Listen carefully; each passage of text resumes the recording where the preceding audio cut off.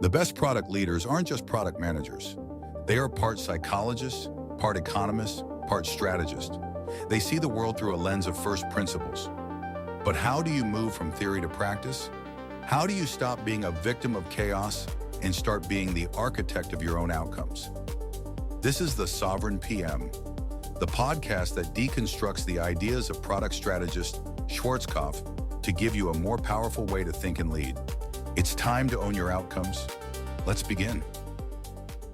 You know, the product world, it so often feels like it's just built for the loudest voices, doesn't it? Mm-hmm. The quick thinkers, the ones dominating the room, always having that immediate answer. We're sort of conditioned to equate visibility with impact. Yeah, that's a standard picture. But what if that's not just wrong? What if it's actually a strategic disadvantage for an organization? What if those traits we sometimes see as, well, hindrances in product leadership? You know, quietness, deep thinking, preferring observation. What if that's the real foundation for serious strategic power? Exactly. And the sources we're looking at today, they really push this idea. It's time to stop playing, let's call it their game, the extroverts game, and start winning with yours. Right. This isn't about just adapting or fitting in. It's about leveraging who you are for systemic impact. This deep dive is really for those product leaders who feel intuitively that there's more to influence than just being the loudest. That's exactly it. Yeah. And look, our mission today isn't about basic tips for new PMs. No. This is more of a strategic deconstruction, right? For experienced leaders already in the thick of it, maybe feeling that friction. Mm-hmm. Navigating those complex realities. Yeah. We want to unpack how that introverted nature, often seen as a hurdle in such an external-facing role, is actually a profound strategic superpower. A superpower, yes. We're talking systems thinking, radical ownership, and this provocative idea the sources mentioned, non-zero-sum leadership. It's about getting to the first principles behind this quiet power, moving beyond just tactics. Fundamental advantages. Let's do it. Okay, so let's unpack this quiet superpower idea. Right. It does sound a bit counterintuitive, I mean, for a role demanding constant communication, selling the vision, being out front. It does on the surface. Yet, these sources argue it's not about just coping with quietness, but turning a deep thinking nature into your greatest strategic superpower. So how does that deep thinking, often internal process actually translate into a tangible strategic edge for a leader at that high level? Well, the key insight here is that this deep thinking nature directly fuels a systems level advantage. It acts almost like a fundamental firewall. A firewall? How so? When you lean towards internal processing, like many introverted leaders do, you're not just reacting to the fire drill right in front of you. You're synthesizing more information, spotting those non-obvious links, and crucially, understanding the second, maybe even third-order effects before they blow up. Okay. So seeing the ripples. Exactly. Think of it less like a quick sprint to put out a fire and more like a sustained exploration into the ecosystem's core. You're watching the currents, anticipating the swirls, understanding the bigger forces at play. So it's really about getting past the immediate symptom to the underlying condition instead of just playing whack-a-mole with issues as they pop up. Precisely. Contrast that with, typical surface-level firefighting. A deep-thinking product leader is way better positioned to be that firewall against organizational chaos because they grasp at the root causes, not just the noise. Can you give an example? How does that look day to day? Okay, imagine a team constantly swamped by last-minute feature requests, shifting priorities, just reactive chaos, right? Sounds familiar. Yeah. Many leaders might just try to clamp down, stricter prioritization meetings, bigger backlog walls, but the introverted leader using that deep thinking ability might step back. They'd analyze the patterns. Where are these requests really coming from? What's driving the priority shifts? What incentives are causing stakeholders to just, toss things over the fence?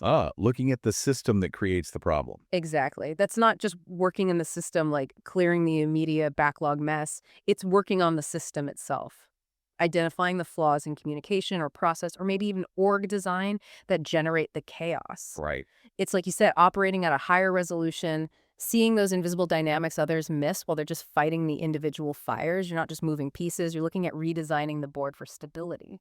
That idea of a higher resolution view, that feels very connected to this concept of radical ownership and working on the system that the sources bring up. They tie together. They talk about the anti-victim PM, someone who doesn't just manage the chaos, but actively creates clarity. So how does an introverted leader with that deep thinking tendency naturally embody or maybe even excel at this radical ownership, especially compared to someone perhaps more reactive, more externally focused, maybe quicker to blame outside factors? Well, the connection is pretty direct, actually. That analytical bias introverts often have. It lends itself perfectly to proactive system design Okay. because they tend to step back, observe, synthesize.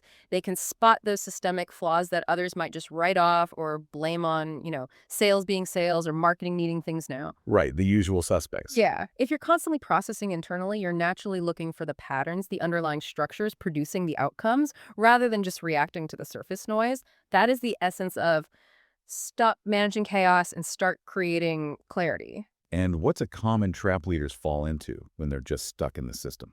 A really common one is focusing only on tactical output, shipping features, clearing tickets, hitting velocity targets, without ever stopping to ask why these things are causing so much friction or inefficiency in the first place. Treating symptoms, not the disease. Exactly. They're just reacting to the immediate demands without understanding the why behind them or how to prevent them recurring. But isn't radical ownership often seen as just taking more stuff on? How does an introvert manage that intensity without just burning out? That's a great question because the owner PM fixes it, as the sources say, isn't just a slogan. It implies this deliberate, sometimes solitary deep dive into problem identification and then solution architecting. Right, the design part. Yes, and that fits perfectly with an introverted processing style. It's less about big public declarations and more about meticulously designing a resilient system based on considered insight. So like the example you gave earlier. Yeah, instead of just constantly reacting to stakeholder complaints about feature X that's working in the system, the introverted leader might quietly, thoroughly analyze the communication flows, the incentives, the operational kinks creating those complaints. That's working on the system. Precisely. Yeah. And it requires that deep, reflective thought quiet leaders often excel at. And to your point about burnout, here's the interesting part. By working on the system effectively, you often reduce the sheer volume of reactive work over time. So it's an investment. It's strategic leverage. You invest energy up front in design and prevention, which ultimately frees up bandwidth and cuts down on that constant firefighting that drains everyone. You're not just patching leaks, you're redesigning the plumbing. That definitely shifts the perspective. Okay, so if the leader is a system designer, that changes how they interact with their team too, right? Absolutely. Our sources bring up the product manager as coach, focusing on unlocking the genius in your team and leading with invitation, not command. This really challenges that traditional CEO of the product model. It does, yeah. So how does an introverted leader who maybe doesn't naturally grab the spotlight or isn't the most outwardly directive, paradoxically become good at this unlocking geniuses thing through invitation? Well, what's really interesting is how leading with invitation plays directly into core introverted strengths. Think about it. Introverted leaders often excel at deep listening, keen observation. Okay. And these are just soft skills. They're absolutely foundational for truly understanding your team members' self-doubt, their real motivations, spotting that untapped potential. Because they're paying closer attention. Yes. If you're not busy dominating the airways or feeling pressure to project constant authority, you're actually free to hear, to see, to empathize with the nuances, what's said and what's not said. Right. That allows for much more targeted, insightful coaching rather than just broad directives. You're not just telling, you're helping them discover what they can contribute, fostering real growth. So you're creating an environment where the team feels safer to explore, to put their own ideas out there, rather than just waiting for instructions. Exactly that. A less overtly dominant style from the leader naturally fosters more psychological safety. It encourages people to bring their genius forward without that fear of being immediately shot down or overshadowed. It's about creating space, not just filling it. Perfectly put. Creating space. And this aligns directly with dismantling self-doubt by empowering others to step up and own their insights. Okay, but let me push back slightly.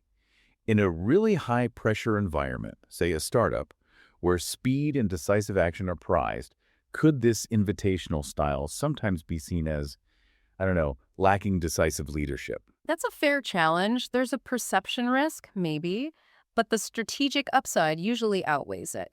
Look, a truly decisive leader empowers their team to make decisions within clear boundaries. Okay. An introverted leader might take that time for internal processing, for deep analysis, but when they do set a direction, it's often incredibly robust because of that groundwork. They're not indecisive, they're deeply thoughtful. Right. The thinking has been done. Yes. And the real payoff is a more empowered, more self-organizing team. That team can innovate and execute with greater autonomy, which, for any leader, is a massive strategic asset. An empowered team isn't just resilient, it's a force multiplier. That's a really powerful reframe. Okay, this idea of empowerment also extends outwards, doesn't it? To navigating the wider organization, resource battles, getting alignment. The political landscape. Yeah. The sources challenge this idea that product management is not a zero-sum game, and they talk about leading through influence. Now, in a world that often feels very zero-sum, fierce competition for budget, for roadmap slots, how does an introverted leader leverage their quiet strength to actually grow the pie for everyone, not just fight for their slice? Because, let's be honest, internal politics often feel like win-lose. It's a critical question. How do you break free from that zero-sum trap? What often gets missed is that an introverted leader's default mode, thinking before speaking, analyzing thoroughly, listening deeply, can be a huge advantage in those complex negotiations. How so? Well, they're often better at picking up on the shared interests, the unstated needs, the underlying motivations driving other stakeholders because they're simply absorbing more information. They're less likely to have those impulsive defensive reactions that escalate conflict. Less likely to get drawn into the heat of the moment. Exactly. They're more inclined to find solutions that could actually benefit multiple parties. It's not about avoiding conflict necessarily, but engaging with it strategically, thoughtfully, maybe even transforming it. So it's about really understanding the core drivers for other teams or departments and finding that common ground, not just digging your heels in transactionally. That sounds like it needs a certain humility, maybe strategic patience. That's exactly it. Think about the conceded territory tactic mentioned in the sources. Right. To do that, effectively strategically giving ground on smaller points to gain alignment on the big picture requires real foresight and a genuine willingness to find common ground. That fits perfectly with a thoughtful, collaborative approach, not an adversarial one. It's seeing the stakeholder isn't the enemy. Precisely. They just have different objectives, which, with careful thought, might actually be integrated with yours. So, for example, another team pushes for a feature that seems totally off your roadmap. A reactive leader might just shut it down. The default no. Right. An introverted leader, however, might ask, okay, what problem are you really trying to solve here? What's the underlying customer pain? Digging deeper. Yeah. They might uncover a shared customer segment or a systemic issue that, if you tackle it together, benefits both teams way more than if each just pursued their own narrow agenda. So you're expanding the potential value. Exactly. The goal shifts from just defending your roadmap to strategically expanding the overall value proposition for the whole organization. Creating new opportunities. That's a much higher level strategic win. And introverted leaders are often uniquely positioned for it because of that careful consideration, that listening, that nuanced influence. They're not just trying to win a battle. They're trying to shape the entire campaign. Okay, so bringing this all home, this quiet superpower, it's really not just a personality trait. It's a fundamental strategic differentiator for product leaders operating at that higher level. A differentiator. It enables that systems level view, getting you past symptoms to root causes. Yeah. It fosters genuine ownership by empowering you to work on the system, not just react in it. Right. Designing, not just doing. It helps cultivate genius in your team through coaching, through invitation, rooted in empathy, not just command. And crucially, it helps expand organizational value through non-zero-sum thinking, getting beyond internal competition to actually grow the whole pie. Yeah. It really is about leveraging your authentic self for profound impact. Not just surviving, but achieving strategic success on your own terms. And maybe if we connect that to the bigger picture, it leaves us with a pretty important question for everyone listening. In a world that still, let's face it, often defaults to valuing extroverted leadership styles, are you, as a product leader, truly leveraging your own intrinsic strengths, whether you identify as introverted or not? Are you actively working on your system? Or are you maybe still playing a game that was designed for someone else, leaving your authentic advantage, your real strategic power, unused on the table? That is a powerful thought to sit with. especially navigating today's complex organizations. We definitely invite you, the listener, to reflect on your own style, maybe your organization's biases. How have you seen unique natures turned into strategic advantages? Or how do you do it yourself? Yeah, we'd love to hear those stories. Share your experiences, your insights. Find us on LinkedIn, drop comments. Tell us how you're working on this system, not just in it. And that brings us to the end of this debrief. Our goal is to give you not just ideas, but a more powerful way to think. If you found value in this discussion, the best way to support this work is to give this episode a thumbs up and subscribe to the channel so you never miss a future session. And if you know a fellow product leader who is wrestling with these same challenges, feel free to share this episode with them. As always, you can find the link to the original in-depth article by Karsten Schwarzkopf directly in the description below. Thank you for your time and your attention. Stay sovereign.